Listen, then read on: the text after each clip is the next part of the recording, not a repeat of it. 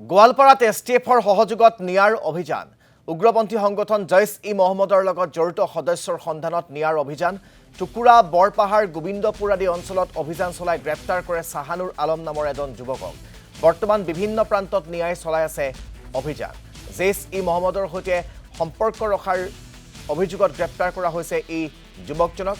এছটিএফৰ সহযোগত নিয়াই চলাইছিল এই অভিযান যে অভিযানত এই যুৱকজন আমি আলোকচিত্ৰ দেখুৱাইছো চাহানুৰ আলম নামৰ এই যুৱকজন গ্ৰেপ্তাৰ হৈছে আৰু এই যুৱকজনৰ বিৰুদ্ধে নিষিদ্ধ ঘোষিত উগ্ৰপন্থী সংগঠন যি জইচ-ই-মহম্মদ সেই জইচ-ই-মহম্মদৰ সৈতে যোগাযোগ ৰখাৰ অভিযোগ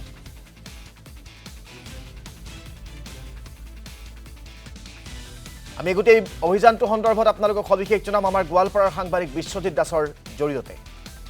হয় নিশ্চয়কৈ এক বিগ ব্ৰেকিং নিউজ ক'ব লাগিব যে গোৱালপাৰা জিলাৰ নিশাৰ পৰা নিয়াৰ অভিযান চলাইছে অভিযানত ইতিমধ্যে তিনিজনকে লোকক আটক কৰিছে তাৰ ভিতৰত এজন হ'ল চাহানুৰ আলমৰ ঘৰ গোৱালপাৰাৰ আগিয়া থানাৰ অন্তৰ্গত টুকুৰাত আৰু টুকুৰাৰ পৰা 6 অক্টোবৰতে তাৰ শেখ সুলতান সালাউদ্দিন আয়ুবী নামৰ এজন পাকিস্তানী সংগঠন জইচ-ই-মহম্মদৰ লগত জড়িত থকাৰ লগত নিয়াই এৰেষ্ট কৰি দিল্লীলৈ লৈ গৈছিল আৰু সেই সূত্ৰে আকৌ গোৱালপাৰা বিভিন্ন স্থানত অভিযান চলাইছে গোৱালপাৰা জিলাৰ গোবিন্দপুৰ বৰপাহাৰ টুকুৰা আদি বিভিন্ন অঞ্চলত এছটিএফৰ সহযোগত অভিযান চলাই ইতিমধ্যে তিনিজনকে লোকক আটক কৰিছে বুলি ইতিমধ্যে আমি খবৰ লাভ কৰিছোঁ তাৰে ভিতৰত যি চাহানুৰ আলম হ'ল যি মূল কালপিট ক'ব লাগিব তেওঁক যি টুকুৰাৰ পৰা আটক কৰিছে আৰু সকলোকে এতিয়া দেখা গৈছে গোৱালপাৰা যি সংৰক্ষিত আৰক্ষী চাউনি দিয়া কটকটীয়া নিৰাপত্তাৰ মাজত তেওঁলোকক ৰখা হৈছে নিশাৰ পৰা যিটো অভিযান চলি আছে আৰু এতিয়াও আমি খবৰ পোৱা মতে গোৱালপাৰা চহৰৰ নিকটৱৰ্তী যি বৰপাহাৰত অভিযান চলাই আছে নিয়াৰ এটা দলে আৰু গোৱালপাৰা জিলাৰ বিভিন্ন স্থানত ইতিমধ্যে অভিযান চলাই আছে এছটিএফৰ সহযোগত আৰু ক'ব লাগিব যি পাকিস্তানী যি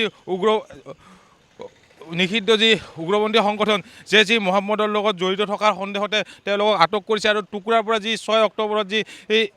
শেখ সুলতান সালাউদ্দিন আয়ুবীক এৰেষ্ট কৰি যি দিল্লীলৈ লৈ গৈছিল আৰু এৰেষ্ট কৰি লৈ যোৱাৰ পিছতে দেখা হৈছে বিভিন্ন স্থানত যিহেতু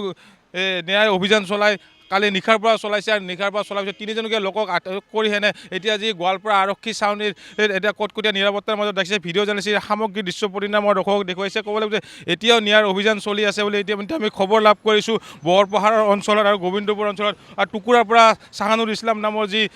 যুৱকজনক আটক কৰিছে আৰু তেওঁৰ পৰা এতিয়া তেওঁক সোধপোছ কৰি আছে আৰু বহু ঠাইত অভিযান